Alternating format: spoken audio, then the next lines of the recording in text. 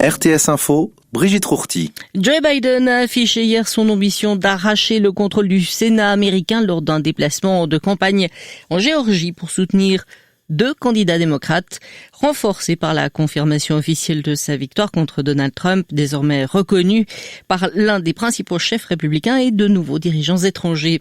Mitch McConnell, chef de la majorité républicaine à la Chambre haute du Congrès et indéfectible soutien de Donald Trump, a en effet félicité le président élu. Plusieurs dirigeants considérés comme proches du président sortant l'ont également félicité, comme le russe Vladimir Poutine ou encore le brésilien Jair Bolsonaro.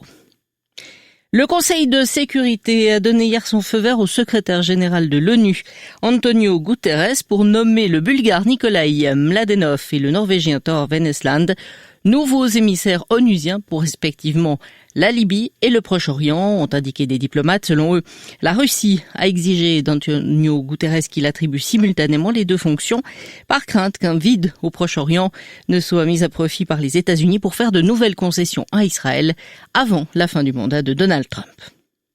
L'ancien magnat de l'humour québécois Gilbert Rozon, ex-juré de l'émission La France a un incroyable talent, a été acquitté hier à Montréal d'accusations de viol et d'attentat à la pudeur pour lesquels il risquait la prison ferme.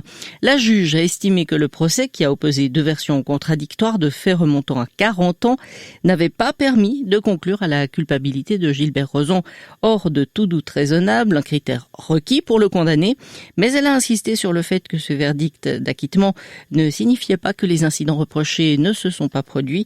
L'ex-producteur 66 ans a quitté le palais de justice sans faire de commentaires. Depuis l'introduction d'un salaire minimum à Genève de 23 francs de l'heure voté en septembre dernier, les livreurs Uber Eats voient leur pourboire leur échapper. Cette période de pandémie a rendu la livraison des repas à domicile particulièrement populaire et ceux d'Uber Eats n'ont donc pas chômé. Le livreur est invité à déposer le repas devant la porte afin d'éviter tout contact, mais du coup, depuis le 1er novembre, le livreur d'Uber Eats ne touche pas un centime du pourboire laissé en ligne, alors que l'application affirme le contraire. Alors que pour un plein temps, il pourrait recevoir entre 250 et 400 francs de plus par mois. Le syndicat Unia juge cette décision unilatérale illégale. En football, enfin en Challenge League, après le limogeage de l'entraîneur Stéphane Henchoz, le choc psychologique ne s'est pas produit pour Neuchâtel Xamax, qui s'est incliné hier soir à Thun 2-1. De leur côté, Stade Lausanne-Ouchy et Winterthur ont fait match nul 1 partout.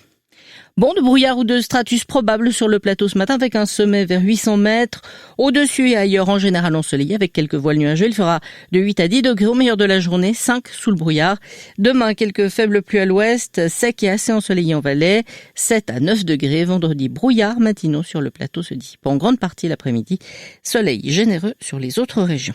Vous écoutez RTS Info, je vous retrouve pour un nouveau bulletin à 2h.